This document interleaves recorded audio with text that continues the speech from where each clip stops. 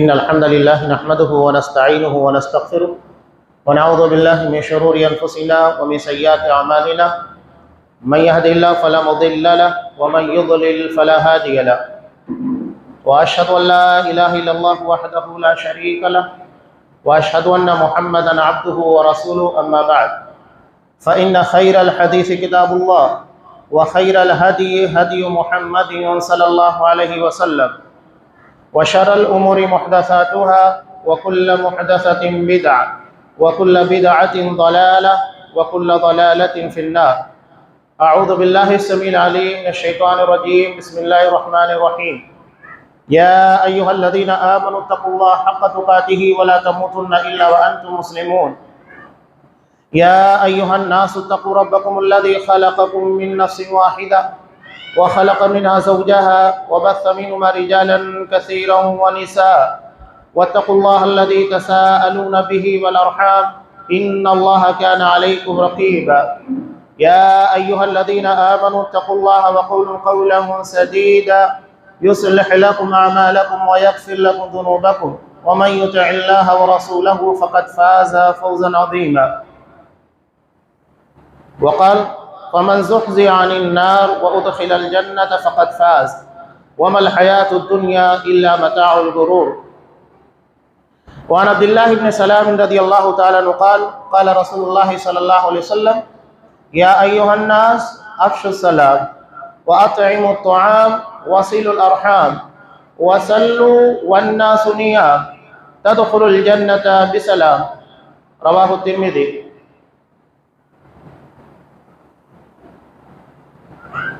تمام قسموں کی تعریفات اللہ رب العالمین وحدہ لا شریک کے لیے لائق و زیبا ہیں، جو ساری کائنات کا تنہا خالق و مالک ہے، اور بے شمار درود و سلام ہو اللہ کے آخری نبی جناب کریم محمد رسول اللہ صلی اللہ علیہ وسلم کی ذات مقدسہ پر.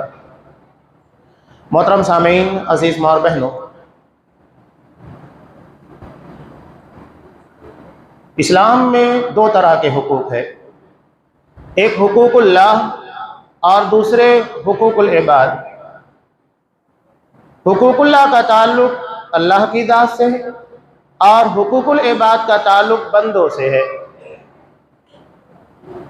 مکی اور مدنی زندگی کے درمیان ایک بڑا فرق آپ کو یہ ملے گا کہ مکہ کی زندگی میں آپ صلی اللہ علیہ وسلم نے اور قرآن مجید کی جو آیات ہے اس میں خصوصی توجہ توحید، آخرت، ان ساری چیزوں کی طرف دلائی گئی، جبکہ مکی زندگی کے بعد کا جو دور مدنی زندگی کا ہے وہاں پر توحید کو تو مقدم رکھا ہی گیا، لیکن اس کے ساتھ ساتھ حقوق العباد کی اہمیت بھی بتائی گئی.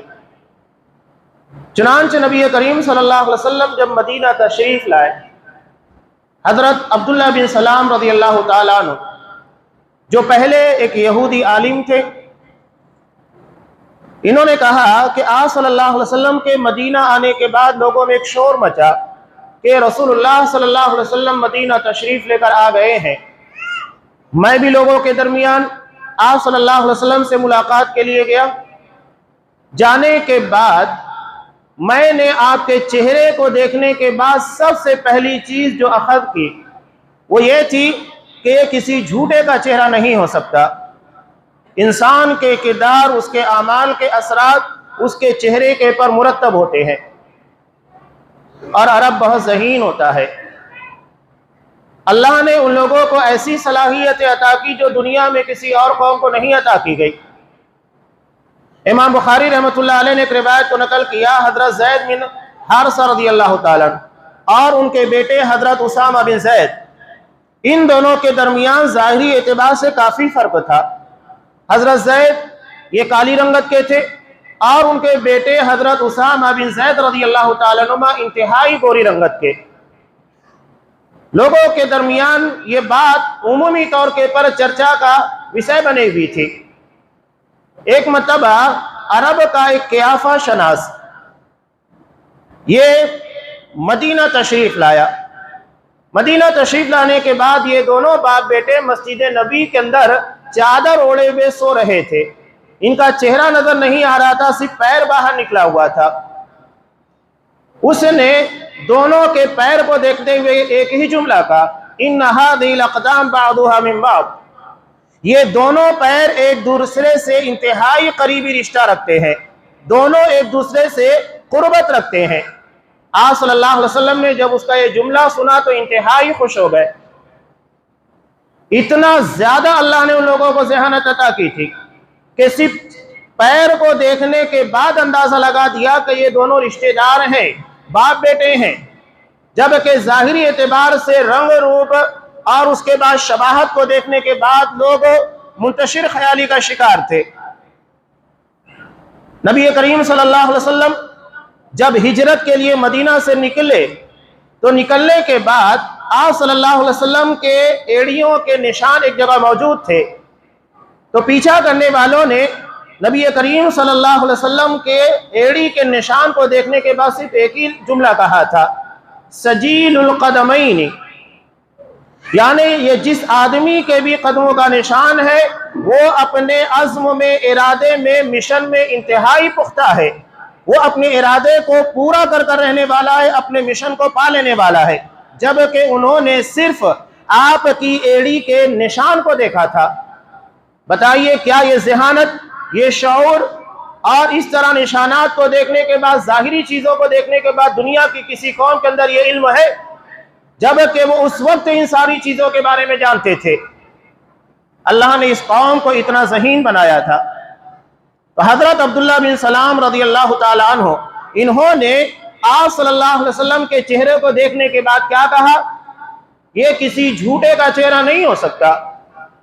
اس کے بعد میں نے دیکھا کہ آپ صلی اللہ علیہ وسلم نے جو بات کہی تھی، لوگ آپ صلی اللہ علیہ وسلم کی آمد کے منتظر تھے، پورے مدینہ کے اندر آپ کے آنے کی چرچا تھی، خبر تھی، تو ایسے میں آپ آنے کے بعد سب سے پہلے کیا میسج دیتے ہیں، کیا پیغام دیتے ہیں، یہ بہت اہمیت رکھتا ہے۔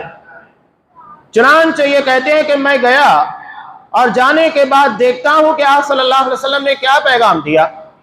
آپ صلی اللہ علیہ وسلم نے جو پیغام دیا وہ یہی تھا، یا ایھا الناس افشوا السلام، لوگوں سلام کو عام کرو، وَأَطْعِمُوا الطَّعَامَ، کھانا کھلاؤ، وَصِلُوا الْأَرْحَامَ، رشتہ داریوں کو جوڑو، وَصَلُّوا وَالنَّاسُ نِيَامٌ، اور اس وقت نماز ادا کرو، اللہ کی بندگی کرو جبکہ لوگ سوئے ہوئے ہوں۔ اس کا نتیجہ کیا ہوگا؟ ان چار چیزوں کا، تَدْخُلُوا الْجَنَّةَ بِسَلَامٍ، اللہ کی جنت میں سلامتی کے ساتھ داخل ہو جاؤ گے۔ یہ آپ صلی اللہ علیہ وسلم نے مدینہ تشریف لانے کے بعد سب سے پہلا پیغام دیا تھا، اور یہی اسلام کا سلوگن ہے، نعرہ ہے۔ اگر آپ اہمیت دیں، اس کے پر توجہ دیں گے تو پتہ لگے گا کہ آپ صلی اللہ علیہ وسلم نے نماز کو اخیر نمبر کے پر بیان کیا۔ تین چیزیں جو آپ صلی اللہ علیہ وسلم نے بیان کی وہ عمومی طور پر بندوں سے متعلق ہے، یعنی ان کے آپسی تعلقات، آپسی معاملات، سماجی زندگی، ان ساری چیزوں کو تین اہم پیغامات کے اندر سمو دیا گیا ہے، اور اس کے بعد کہا گیا ہے کہ وَصَلُّوا وَالنَّاسُ نِيَامٌ، کہ نماز اس وقت ادا کرو جبکہ لوگ سوئے ہوئے ہوں، اور اس کے نتیجے میں اللہ کی جنت میں سلامتی کے ساتھ داخل ہو جاؤ گے۔ پہلی بات، آپ صلی اللہ علیہ وسلم نے کہا افشوا السلام، سلام کو عام کیا جائے۔ قرب قیامت ایک نشانی جو آپ صلی اللہ علیہ وسلم نے بیان کی کہ سلام صرف جانے پہچانے لوگوں کو کیا جائے گا، یعنی مسلمان ہونے کی بنیاد کے پر نہیں، جو ہماری پہچان کا ہے، جس سے ہمارا تعارف ہے، اسی کو کیا جائے گا، عام مسلمانوں کو سلام نہیں کیا جائے گا۔ اور یہ عمومی طور پر ہم دیکھ رہے ہیں کہ ہمارے اپنے درمیان بھی سلام کی وہ اہمیت نہیں ہے، تو جب ہم اپنوں کے درمیان اس کو اہمیت نہیں دیتے ہیں تو دوسروں کے درمیان اس کی کیا اہمیت ہوگی۔ السلام کا مطلب یہ نہیں ہے کسی کو آپ زبان سے سلام کیجئے، بلکہ اس کا وسیع معنی یہ ہے کہ جب آپ اپنی زبان سے پیغام دے رہے ہیں کہ تم پر سلامتی ہو، اللہ کی رحمت ہو، اس کی برکتیں ہو، تو اپنے کردار سے بھی کسی کو اس سلامتی کے خلاف پیغام نہ دیں۔ آپ کا کردار بھی سلامتی کے خلاف نہیں ہونا چاہیے۔ ایک آدمی کو آپ سلام کریں، سلام کرنے کے بعد جب گزر جائے آپ اس کی چغل خوری کریں، اس کی برائیاں بیان کریں، اس کی غیبتیں کریں، اس کے اوپر الزامات لگائے، تو آپ نے کون سا سلام کا پیغام دیا ہے؟ یہ پیغام نہیں ہے۔ آج صلی اللہ علیہ وسلم نے حقیقی مسلمان کی جو پہچان بتائی وہ یہی المسلم من سلم المسلمون من لسانہ و یدہ۔ حقیقت میں مسلمان وہ ہوتا ہے جس کی زبان اور جس کے کردار دونوں سے بقیہ تمام مسلمان محفوظ رہیں۔ اگر ہماری زبان اور ہمارے کردار سے دوسرے مسلمان محفوظ نہیں ہے تو سمجھ لینا چاہیے کہ ہم حقیقت میں اسلام کو اپنانے والے نہیں۔ علامہ ابن قیم رحمۃ اللہ علیہ کے سامنے ایک شخص کا تذکرہ کیا گیا تو بڑا نماز ادا کرنے والا، روزوں کی پابندی کرنے والا، زکوٰۃ اور صدقات ادا کرنے والا، لیکن اس کا مسئلہ یہ تھا کہ اسے اپنی زبان کے پر قابو نہیں تھا۔ غیبتیں کرنا، چغلیاں کرنا، الزامات لگانا، یہ اس کا شیوا تھا۔ تو کہا کہ ایسے شخص کے بارے میں آپ کیا کہتے ہیں؟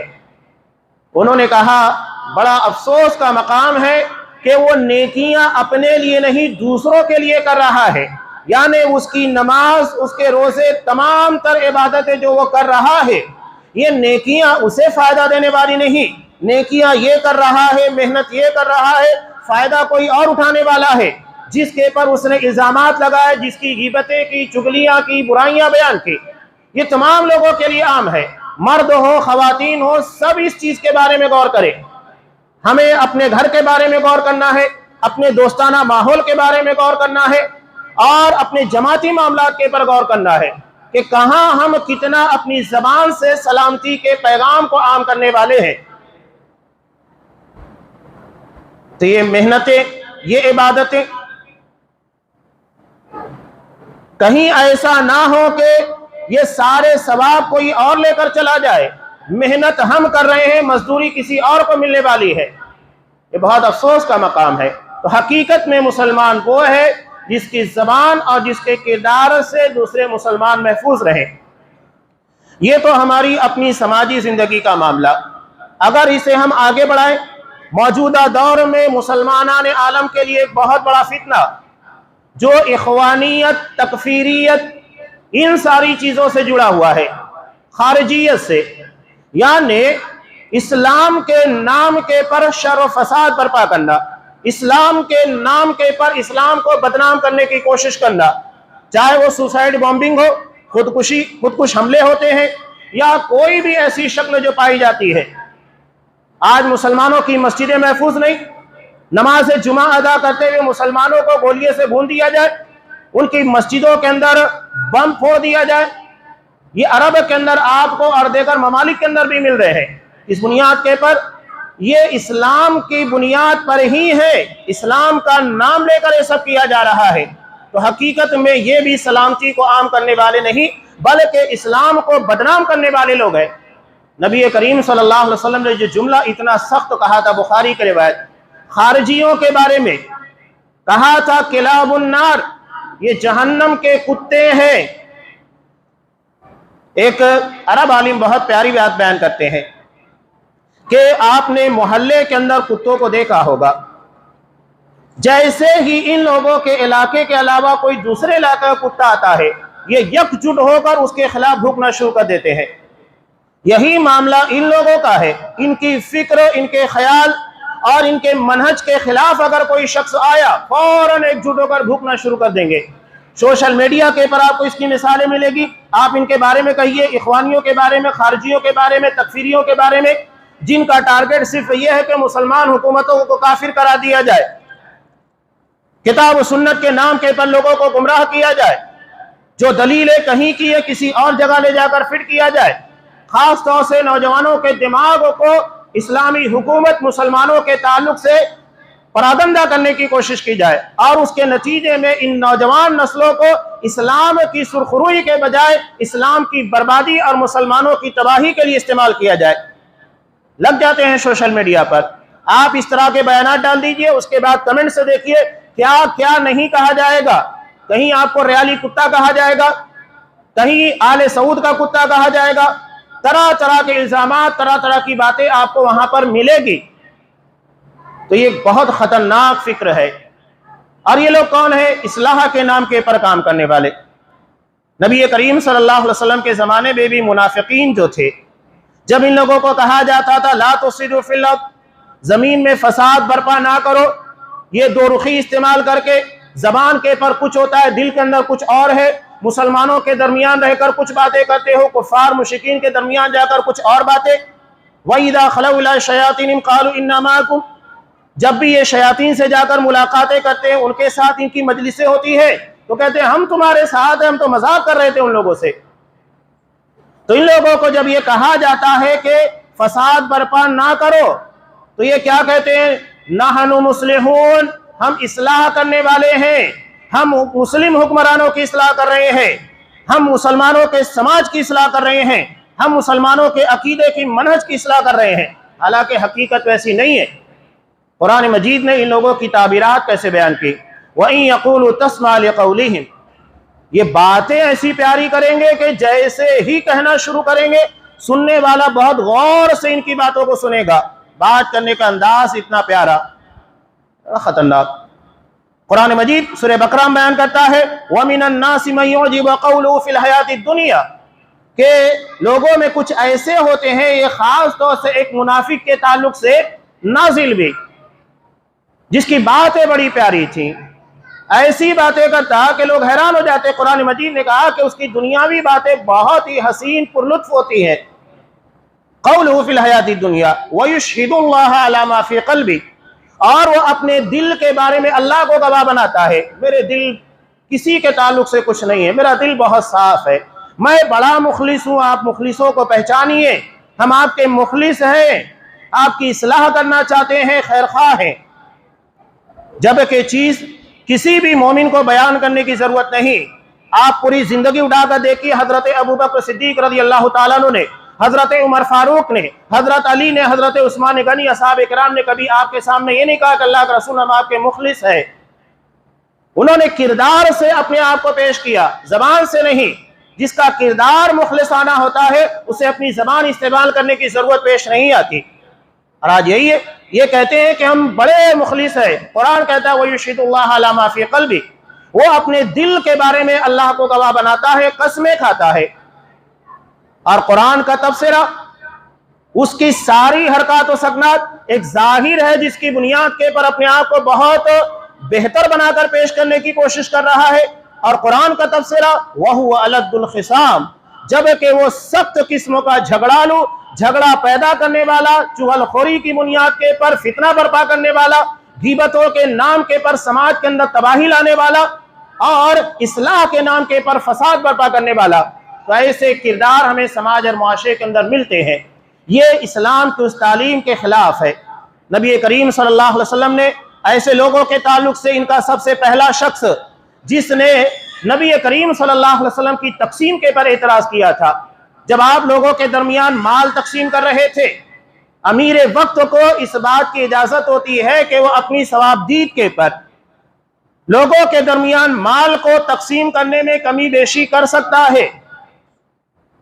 آپ صلی اللہ علیہ وسلم نے نو مسلمین کو جو نئے نئے مسلمان ہوئے تھے کچھ مال زیادہ دیا، اس کے مقابلے میں جو پختہ مسلمان تھے ان لوگوں کو کم دیا۔ اس نے اعتراض کیا، کہا کہ محمد اس تقسیم کے اندر عدل کے پیمانے کو ملحوظ نہیں رکھا گیا ہے۔ آپ صلی اللہ علیہ وسلم شدید غصہ ہوئے، کہا کہ اگر روئے زمین کے پر میں انصاف نہیں کروں گا تو کون انصاف کرے گا؟ صحابہ میں سے ایک نے کہا کہ اللہ کے رسول اس کی گردن اڑا دی جائے۔ آپ نے کہا کہ نہیں، لوگ کہیں گے کہ محمد اپنے ساتھیوں کو مار رہا ہے۔ آپ صلی اللہ علیہ وسلم نے اجازت نہیں دی۔ جب وہ پلٹ کر جانے لگا تو آپ صلی اللہ علیہ وسلم نے کہا کہ اس شخص کی نسل سے ایسے لوگ پیدا ہوں گے جو قرآن مزے لے لے کر پڑھیں گے، لیکن قرآن ان کی حلق کے نیچے نہیں اترے گا، یعنی ان کے کردار ان کے دل میں نہیں جگہ بنا پائے گا، صرف زبان کے پر ہوگا، زبانی قرآن مجید کا دعویٰ ہوگا، قرآن فہمی کا انداز ہوگا، لیکن حقیقت میں کردار کے اندر قرآن مجید نظر نہیں آئے گا۔ تو یہ خطرناک قسموں کی فکر ہے جو آج ہماری جماعت کے اندر بھی سرایت کر رہی ہے۔ ان کے افکار و خیالات، یہ اخوانیت، تحریکیت جو باتیں کی جاتی ہے آسان نہیں ہے، یہ ہمارے عقیدے کے پر، ہمارے منہج کے پر اٹیک کرتی ہے، اور اس کی بنیاد کے پر آج ہم جو دیکھ رہے ہیں، یہ داعش کی بات کہیے، القاعدہ کی بات کہیے، یہ سب اسی فکروں کے ہم نوا ہے جس کی اسلام ہمیں اجازت نہیں دیتا۔ بہرحال آپ صلی اللہ علیہ وسلم نے پہلا پیغام دیا، یا ایھا الناس افشوا السلام، لوگوں سلام کو عام کرو. اور یہ سلامتی جتنا وسیع معنی میں لیا جا سکے اتنا زیادہ وسیع ہے، چاہے وہ ہمارے گھریلو معاملات، جماعتی معاملات، عالمی سطح کے پر مسلمانوں کے معاملات، ہر جگہ کے پر ایک مسلمان کا کردار، اس کی زبان صرف سلامتی والی ہوتی ہے. اسے اپنے کردار، اپنی زبان کے ذریعے لوگوں کو سلامتی عطا کرنا ہے، امن عطا کرنا ہے. اور یہ عرب کے لیے بہت زیادہ اہمیت رکھتا تھا، اس لیے آپ صلی اللہ علیہ وسلم نے اس کو سب سے زیادہ اہمیت دی، اس لیے کہ یہ وہ معاشرہ تھا جہاں بچیوں کو زندہ درگور کر دیا جاتا. طلاق کا معاملہ یہ تھا کہ ایک آدمی اپنی بیوی کو 100 طلاق دیا کرتا تھا، ایک طلاق دینے کے بعد چھوڑ دیتا، اس کے بعد پھر رجوع کرتا، 100 طلاق دیے جاتے. اس طرح عورتوں کے پر ظلم ہو رہا تھا، ہر طاقتور کمزور کے پر ظلم کر رہا تھا. کوئی بیپاری چاہتا کسی کے مال کو چھین لیتا، یا اگر اس کا مال لیا اس کو پیسہ نہیں دیتا، طاقت کے بلبوتے کے پر ساری چیزیں چل رہی تھی. تو ایسے میں سلامتی سب سے زیادہ اہمیت رکھتی ہے. آج ہم ہندوستان کے اندر جو بار بار مطالبہ کر رہے ہیں دستور کے بچانے کا، کیوں کر رہے؟ ہمیں لگ رہا ہے کہ اگر دستور کو محفوظ نہیں رکھا گیا تو انسان کی جان، مال، عزت و ناموس، اس کا دین، اس کا دھرم محفوظ نہیں رہے گا. تو یہ اس وقت کا سب سے اہم مدعا تھا، سلامتی. اس لیے کہ کوئی سکون کے ساتھ نہیں تھا، راستے صحیح طور پر محفوظ نہیں تھے، قافلہ چھوٹا ہے، حفاظت کرنے والے کم ہے، پورے قافلے کو لوٹ لیا جاتا، پوری زندگی کا سرمایہ پل بھر کے اندر ضائع ہو جاتا، کسی اور کی ملکیت میں چلا جاتا. جان، مال، عزت و ناموس، ان ساری چیزوں کی کوئی قدر نہیں، نہ رشتوں کی وہ اہمیت تھی. تو اسلام نے سب سے پہلے حکم دیا سلامتی کو عام کیا جائے. اس کے بعد وَأَطْعِمُوا الطَّعَامَ، یہ بھی دراصل حقوق العباد میں سے ہی ہے، کھانا کھلانا. اسلامی احکامات دیکھیے، جہاں جہاں پر بھی اہمیت دی گئی مال کے خرچ کرنے میں، دولت کے رخ کو غربا، مساکین، ضرورت مندوں کی طرف پھیر دیا گیا. اگر آپ قسم کا کفارہ ادا کرنا چاہتے ہیں، پہلے نمبر کے پر غلام کا آزاد کرنا. اگر اس کی طاقت نہیں ہے تو اس کے بعد حکم دیا جاتا ہے کہ آپ 10 مسکینوں کو کھانا کھلائے یا 10 مسکینوں کو کپڑے پہنائے. ہر جگہ کے پر دولت کے رخ کو غربا، مساکین، ضرورت مندوں کی طرف پھیر دیا گیا ہے. رمضان المبارک میں جو کفارے ہیں، حج کے مواقع کے پر دم ہے، یہ سارے رخ اگر آپ دیکھیں گے غربا، مساکین کی طرف پھیر دیے گئے ہیں. عام مواقع کے پر بھی انسانیت نوازی کو اسلام کے اندر اہمیت دی گئی، جسے خدمت خلق سے تعبیر کیا جاتا ہے. آپ صلی اللہ علیہ وسلم کا یہ پیغام تھا، اطعموا الطعام، کھانا کھلاؤ. یعنی جو بھوکے ہیں، سب سے پہلے انسان کی جو ضرورت تھی اسے امن کی ضرورت تھی، تو اللہ کے رسول نے سلامتی کا حکم دیا. اس کے بعد اسے اپنے جسم کے لیے غذا کی ضرورت تھی، کھانا کھلانے کا حکم دیا. اس کے بعد اپنے خاندان کو سمیٹنے کی ضرورت تھی تو حکم دیا وصل الارحام، کہ رشتہ داریوں کو جوڑا جائے. اور اس کے بعد ضرورت تھی کہ اللہ سے اپنے رابطے کو مضبوط کیا جائے اور دنیا کے ساتھ اپنی آخرت کی فکر کی جائے، تو حکم دیا وصلوا والناس نیام، اس وقت نماز ادا کرو جب لوگ سوئے ہوئے ہوں، اور نتیجہ یہ ہوگا کہ اللہ کی جنت میں سلامتی کے ساتھ داخل ہو جاؤ گے. ابھی ہم دیکھ رہے ہیں کہ شادی بیاہ، رشتہ داریاں جب نئی نئی قائم ہوتی ہے اس کا بھی موسم ہے. اسلام میں رشتہ داری بہت وسیع معنی رکھتی ہے. ہم تو کتنی دور تک اپنی رشتہ داریوں کو پہچانتے ہیں، کتنی دور تک. یہ ہمارے چاچا کا لڑکا ہے، پھوپھی کا لڑکا ہے، ماما کا ہے، یا اس کے آگے دادا دادی، نانا نانی، پردادا. اسلام میں رشتہ داری کو اسی جگہ کے پر نہیں روک دیا گیا ہے، یا اسی جگہ کے پر رشتہ داری منحصر نہیں ہے. اسلام میں رشتہ داری کا تصور بہت وسیع ہے. امام مسلم رحمۃ اللہ علیہ نے حضرت ابو ذر غفاری رضی اللہ تعالیٰ عنہ سے روایت کو نقل کیا. آپ صلی اللہ علیہ وسلم نے کہا انکم ستفتحون ارضا یسمى فیہا القیرات، ان قریب تم ایک ایسی سرزمین کو فتح کرنے والے ہو جہاں پر کرنسی قیرات کی شکل میں استعمال ہوتی ہے. فاستوصوا بأہلہا خیرا فإن لهم ذمة وسعرا، وہاں کے رہنے والوں کے ساتھ میں تمہیں وصیت کر رہا ہوں بھلائی سے پیش آنا، اچھائی کے ساتھ پیش آنا، اس لیے کہ ان لوگوں کے ساتھ تمہاری دوہری رشتہ داری ہے. ایک رشتہ داری جو تمہارے دادا اور دادی کے ذریعے چلی آ رہی ہے، اور ایک رشتہ داری وہ ہے جو سسرالی ہے، سحر سسرالی رشتہ داری کو کہا جاتا ہے۔ یہ دو رشتہ داریاں آپ صلی اللہ علیہ وسلم نے بیان کی۔ پہلی رشتہ داری جو دادا دادی سے چلی آ رہی ہے، یہ رشتہ داری دراصل حضرت حاجرہ علیہ السلام کے تعلق سے ہے۔ حضرت حاجرہ حضرت اسماعیل علیہ السلام کی بیوی، اور نبی کریم صلی اللہ علیہ وسلم اسی نسل سے ہے۔ آپ صلی اللہ علیہ وسلم اور حضرت اسماعیل علیہ السلام کے درمیان تقریباً 3000 سال کا فاصلہ ہے۔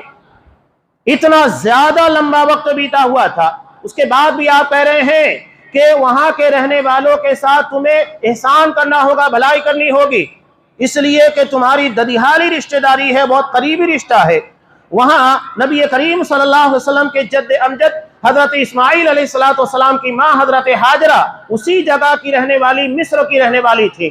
اور دوسری رشتہ داری نبی کریم صلی اللہ علیہ وسلم کی باندھی، جن کے بطن سے حضرت ابراہیم رضی اللہ تعالیٰ عنہ پیدا ہوئے، نبی کریم صلی اللہ علیہ وسلم کے صاحبزادے جو 18 مہینے کی عمر میں انتقال کر گئے تھے۔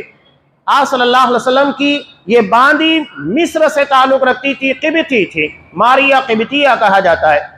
اتنی دور کی رشتہ داری آپ صلی اللہ علیہ وسلم نے اس کی اہمیت جتائی۔ چنانچہ فاتح مصر حضرت عمرو بن عاص رضی اللہ تعالیٰ عنہ، جن کی قیادت میں مصر فتح ہوا، یہ آپ صلی اللہ علیہ وسلم کی اسی حدیث کو مصر کے فتح ہونے کے بعد بیان کرتے ہیں کہ ہمیں ہمارے نبی نے تمہارے ساتھ احسان کرنے، بھلائی کرنے کا حکم دیا ہے۔ تو وہاں کے عیسائی پادری یہ بول اٹھے کہ اتنی دور کی رشتہ داری کا پاس و لحاظ کرنے والا سوائے ایک نبی کے کوئی اور نہیں ہو سکتا۔ ایک حدیث کے پر عمل کا نتیجہ کیا نکلا؟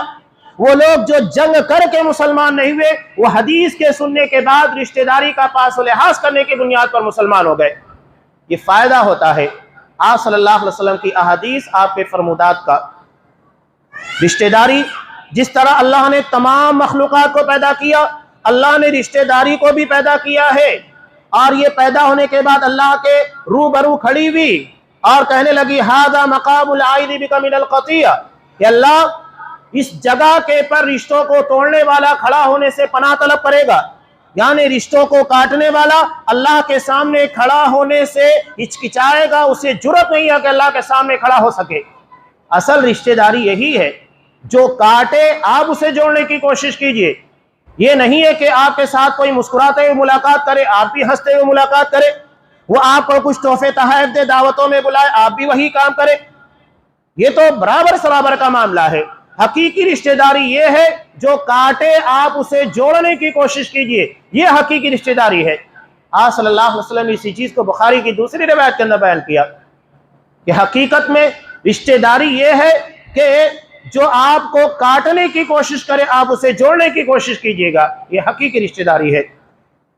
تو رشتہ داری کو اللہ نے مخلوق کی شکل میں پیدا کیا۔ زندگی بھی اللہ کی مخلوق ہے، موت بھی اللہ کی مخلوق ہے، رشتہ داری بھی اللہ کی مخلوق ہے، اور یہ اللہ کے سامنے کھڑی ہو کر بولتی ہے ھذا مقام العائد بک من القطیع، اللہ جو مجھے کاٹے گا وہ یہاں کھڑا ہونے سے پناہ طلب کرے گا، وہ یہاں کھڑا نہیں ہو سکتا۔ اللہ نے کہا اما ترضین، کیا تو اس بات کے پر راضی نہیں ہے ان اصل من وصلک، جو تجھے جوڑے اسے میں جوڑ دوں، واقطع من قطعک، اور جو تجھے کاٹے اسے میں بھی کاٹ دوں۔ اس نے کہا کہ بالکل ایسا ہی ہونا چاہیے۔ تو اللہ سے قربت کا، اللہ سے نزدیکی کا، اللہ سے جڑنے کا راستہ یہ ہے کہ بندوں سے جڑا جائے، رشتوں کو جوڑنے کی کوشش کی جائے، اور اس کا طریقہ یہ ہے کہ رشتوں کے درمیان جو محبتیں ہوتی ہیں اس کو باقی رکھا جائے، رنجشوں کو جگہ نہ دی جائے، وقت کی ضرورت پڑے وقت دیا جائے رشتہ داروں کے لیے۔ اگر انہیں کسی جگہ تعاون کی مدد کی ضرورت پیش آئے، آپ وہاں کھڑے ہو جائے، تعاون کیجئے۔ جہاں پیسے کی ضرورت ہو پیسے کے ذریعے مدد کیجئے گا، جہاں جس طرح کا سپورٹ انہیں درکار ہے آپ وہ کام کیجئے۔ اسلام میں رشتہ داری ایک بہت وسیع معنی رکھتی ہے، اسی لیے آپ صلی اللہ علیہ وسلم نے ارشاد فرمایا یہ کام آسان بھی نہیں ہوتا ہے۔ رشتہ داروں کے درمیان الگ الگ قسموں کے مزاج رکھنے والے، فکر رکھنے والے، ہر کسی کی سوچ میں فرق ہوتا ہے، تو ہر کسی کے ساتھ اچھے تعلق رکھنا یہ بھی ایک بہت مشکل مرحلہ ہے۔ آپ صلی اللہ علیہ وسلم نے کہا کہ من احب ان یبسط له فی رزقہ وینسى له فی اثرہ فلیصل رحمہ، جو چاہتا ہے کہ اس کی عمر میں برکت ڈال دی جائے، اضافہ کر دیا جائے، اس کے رزق میں برکت ڈال دی جائے، اسے چاہیے کہ رشتوں کو جوڑے۔ ایک آسان سا راستہ۔ زندگی کی دو بڑی خواہشات آپ صلی اللہ علیہ وسلم نے ایک ہی چیز سے منسلک کر دیے، جو دیے آپ رشتہ داری کو نبھائیے، اس کے نتیجے میں اللہ کی طرف سے مال میں برکت ہوگی، تجارت کے اندر برکت ہوگی۔ ہر کوئی خواہش رکھتا ہے کہ اس کی تجارت میں، اس کے کاروبار میں برکت ہو، تو آپ ایک آسان سا راستہ ہے، اس کو اختیار کیجئے۔ دنیا اور آخرت دونوں یہاں پر ہے۔ تو اسلام میں اس چیز کو بہت اہمیت دی گئی، وصل الارحام۔ اس کے بعد چوتھی چیز جو آپ صلی اللہ علیہ وسلم نے بیان کی، وصلوا والناس نیام، اس وقت نماز ادا کرو جب لوگ سوئے ہوئے ہوں، یعنی تہجد کی نماز۔ اس میں فرض نمازوں کا تذکرہ نہیں۔ لازمی بات ہے کہ جو بندہ 5 وقتہ نمازی ہوگا وہی تہجد ادا کرے گا، اس لیے کہ فرض کے بعد نفلوں کا مقام آتا ہے۔ یہ نہیں کہ آپ نفل ادا کیجئے، باقی 5 وقتوں کی نمازیں چھوڑ دیجئے، یا 4 وقتوں کی 3 وقتوں کی نمازیں چھوڑ دیجئے۔ پہلے فرض ہے، اس کے بعد نفل ہے۔ فَتَحَجَّدْ بِهِ نَافِلَةً لَكَ۔ اب یہاں جو چیز آپ صلی اللہ علیہ وسلم نے بتائی ہے وہ اہمیت رکھتی ہے۔ لوگ سوئے ہوئے ہوں، یعنی تمہارے اس عمل کو، تمہاری اس نیکی کو دیکھنے والا سوائے اللہ کے کوئی نہ ہو۔ یہی وجہ ہے کہ فرض نماز کے علاوہ بقیہ نمازوں کو گھر میں ادا کرنا افضل قرار دیا گیا ہے، اس لیے کہ وہاں پر دیکھنے والا کوئی نہیں ہوتا اور ریاکاری نمود کا کوئی خطرہ نہیں ہوتا، جبکہ یہ چیز مسجد کے اندر موجود ہوتی ہے۔ نبی کریم صلی اللہ علیہ وسلم ارشاد فرمائے، جیسا کہ طبرانی وغیرہ کی روایت، مجھے دجال سے زیادہ تم لوگوں کے پر خوف ہے ایسے عمل کا جو کہ تمہاری عبادتوں کے اندر چھپا ہوا ہے، اور وہ ہے شرک خفی، چھپا ہوا شرک جو ظاہر نہیں ہوتا۔ یہ نہیں کہ آپ کسی قبروں کے پر جا کر دعا مانگ رہے ہیں، اولاد مانگ رہے ہیں، مشکل کشائی اور حاجت روائی کے لیے امیدیں لگائے ہوئے ہیں، نہیں، یا کسی بت کے سامنے جا کر آپ سجدہ کر رہے ہیں، نہیں، یہ ہماری عبادتوں کے اندر چھپا ہوا شرک ہے۔ کیسے؟ آپ صلی اللہ علیہ وسلم نے کہا، وہ یہ کہ بندہ نماز کے لیے کھڑا ہوتا ہے، اسے لگتا ہے کہ لوگ مجھے نماز پڑھتے ہوئے دیکھ رہے ہیں، وہ اپنی نماز کو خوب سنوارتا ہے، بہتر سے بہتر ادا کرنے کی کوشش کرتا ہے، یعنی اب اس کی نماز کی توجہ اللہ کے بجائے بندے کی طرف ہو جاتی ہے، اور اس بنیاد کے پر پوری نماز کا ثواب ضائع ہو جاتا ہے۔ یہ شرک خفی ہے۔ کیوں؟ اس لیے کہ ہم مسجد میں ادا کر رہے، جب ہم لوگوں کی نگاہوں سے بچ کر رات کی تنہائی میں جب سوائے اللہ کے کوئی دیکھنے والا نہ ہو عبادت کرے تو یہ شائبہ نہیں ہوتا۔ آپ صلی اللہ علیہ وسلم نے اخلاص کی بنیاد کے پر اس عمل کو اتنی اہمیت دی اور اسے افضل عمل قرار دیا گیا فرض نماز کے بعد۔ فرض نماز کے بعد سب سے افضل نماز تہجد کی نماز ہوتی ہے، اس لیے کہ اس وقت ادا کی جاتی ہے جب انسان گہری نیند میں ہوتا ہے یا انسان کے پر سستی طاری ہوتی ہے۔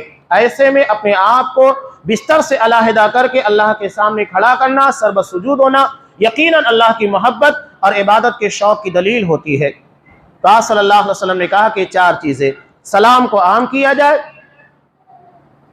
اپنی زبان سے، کردار سے لوگوں کو کھانا کھلایا جائے، خدمت خلق، لوگوں کی جسمانی ضرورت کو پورا کیا جائے، اور اس کے بعد رشتہ داری، اپنے سماج اور اپنے معاشرے اور اپنے خاندان کو جوڑنے کی کوشش کی جائے، اور ایسے وقت نماز ادا کی جائے جب لوگ سوئے ہوئے ہوں۔ نتیجہ کیا نکلے گا؟ جنت میں سلامتی کے ساتھ داخل ہو جاؤ گے۔ بہت سارے ہوں گے جو سلامتی کے ساتھ جنت میں داخل نہیں ہوں گے۔ جنت میں داخلے کی تو اولین شرط اللہ کی توحید ہے، آدمی کا شرک سے پاک ہونا ہے، اس کے بعد سارے مراحل آتے ہیں۔ بہت سارے لوگ ہوں گے جن کے اندر ایمان بھی ہوگا، توحید ہوگی، شرک سے کسی جگہ کے پر کوئی سمجھوتا نہیں ہوگا، لیکن معاملات کے اندر خرابی کی بنیاد کے پر نتیجہ یہ ہوگا کہ جہنم میں داخل کیا جائے گا، اور اس کے بعد انہیں عذاب دے کر، سزا دے کر اللہ اگر چاہے تو اس کے بعد جہنم سے نکالا جائے گا۔ تو یہ سلامتی نہیں ہے۔ جنت میں سلامتی کے ساتھ یعنی جہنم سے بچتے ہوئے، اسی کو اللہ نے سورہ آل عمران کے اندر بیان کیا، فَمَنْ زُحْزِحَ عَنِ النَّارِ، اسے جہنم سے بچا لیا گیا، اس لیے کہ جہنم کے اوپر جو پل صراط ہوگا اسے پار کیے بغیر کوئی جنت میں جانے والا نہیں۔ وَإِن مِّنكُمْ إِلَّا وَارِدُهَا كَانَ عَلَى رَبِّكَ حَتْمًا مَّقْضِيًّا، ہر کسی کو اس پل کو پار کرنا ہے، یہ تیرے رب کا لازمی فیصلہ ہے۔ سوال ہی نہیں ہوتا ہے کہ پل صراط کے بغیر کوئی شخص جنت میں داخل ہو جائے. تو یہ سلامتی ہے کہ اپنے آپ کو اس کے پر سے بسلامت گزارا جائے. فمن زحزح عن النار وادخل الجنہ فقد فاز. تو جو جہنم سے بچا لیا گیا اس کے بعد جنت میں داخل کیا گیا یقینی طور پر وہ کامیاب ہو گیا. عربی زبان میں فوز ایسی کامیابی کو کہا جاتا ہے جہاں پر کہیں پر ناکامی کا، نقصان کا، خطرات کا سامنا نہ کرنا پڑے. اور اگر کسی کو جہنم رسید ہونا پڑ گیا اس کا مطلب یہ ہے کہ وہ خطرات میں گر گیا، مشکلات میں، عذاب میں پڑ گیا. قرآن کہتا ہے کہ حقیقی کامیابی، فوز عظیم یہ ہے اپنے آپ کو جہنم سے بچایا جائے. حضرت عمر فاروق رضی اللہ تعالیٰ عنہ کہتے ہیں کہ اللہ قیامت کے دن میری تمام نیکیوں کو قبول کر لے اور اس کی بنیاد کے پر مجھے صرف جہنم سے نجات دے دے، یہ میری کامیابی کے لیے کافی ہے. انہیں پتا تھا کہ جہنم سے بچنا یہ جنت میں داخلے کے لیے لازم ہے. بغیر جہنم سے بچے کوئی شخص جنت میں داخل نہیں ہو سکتا. تو جہنم سے بچنے کی فکر کیا کرتے تھے. یہاں آج صلی اللہ علیہ وسلم کی ایک حدیث اور میں بیان کر کے بات کو مکمل کروں. ایک بہت اہم چیز کہ آج صلی اللہ علیہ وسلم نے خاتمے کے وقت کہا کہ انسان جب اس کی زندگی کے خاتمے کا وقت یعنی موت قریب آ جائے وَهُوَ يُحْسِنُ الظَّنَّ بِرَبِّهِ، اسے اپنے رب کے ساتھ اچھا گمان رکھنا چاہیے، بدگمانی نہیں. انما الاعمال بالخواتیم، اصل معاملہ اعمال کے خاتمے پر ہے، یعنی جس عمل کے پر انسان کا خاتمہ ہوگا وہی اس کے نامہ اعمال کے اندر کامیابی یا ناکامی کے لیے درج کیا جائے گا. تو یہ اہم ہے. زندگی جب باقی ہے، امید باقی ہے، تو حکم دیا گیا خوف اپنے پر طاری رکھنا چاہیے، ڈر. اس لیے کہ ڈر کی بنیاد کے پر انسان استغفار کرتا ہے، عمل کرتا ہے. یہ اس وقت کے لیے جب انسان کی زندگی میں امیدیں باقی ہیں، اسے لگتا ہے کہ میں جی سکتا ہوں، زندگی کے کچھ اور ایام گزار سکتا ہوں. لیکن جہاں خاتمہ نظر آنے لگے تو وہاں پر اللہ سے اچھا گمان کرنا چاہیے. ہمارا خاتمہ اللہ کے ساتھ اچھے گمان کے ساتھ ہونا چاہیے، اس لیے کہ اب وہاں پر عمل نہیں باقی رہ جاتا ہے، اتنی گنجائش نہیں رہ جاتی. اس لیے وہاں پر حسن ظن کا حکم دیا گیا ہے، اللہ سے اچھا گمان رکھنے کا حکم دیا گیا ہے. اللہ تبارک و تعالیٰ سے دعا ہے پروردگار ہمیں ان تمام احکامات جو کہ اسلام کا سرمایہ اور اسلام کا خلاصہ ہے، سلامتی کو عام کرنا، کھانا کھلانا اور رشتہ داریوں کو جوڑنا، اس وقت نماز ادا کرنا جب لوگ سوئے ہوئے ہوں، ان تمام اعمال کو صحیح طور پر بجا لانے کی توفیق دے اور ہمیں تیری جنت میں سلامتی کے ساتھ داخل فرما. آمین. بارک اللہ لنا ولکم فی القرآن العظیم ونفعنی وإیاکم بالآیات والذکر الحکیم انہ تعالی جواد کریم ملک رؤوف رحیم.